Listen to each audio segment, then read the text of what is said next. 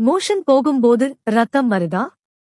அப்போ அது மூல நோய்தான் அப்படின்னு நீங்களே முடிவு பண்ணிடாதீங்க. மோஷன் போகும்போது ரத்தம் வர பல காரணங்கள் இருக்கலாம். முதல் காரணம் மூல நோய். பொதுவாக வலி இல்லாமல் சிவப்பு ரத்தம் வரலாம். இரண்டாவது ஆசனவாய் கிழிவு, அதாவது அனல் ஃபிஷர். கடினமான மலம் காரணமாக கிழிவு ஏற்பட்டு கடுமையான வலியுடன் ரத்தம் வரலாம். மூன்றாவது மலச்சிக்கல் அல்லது கான்ஸ்டிபேஷன்.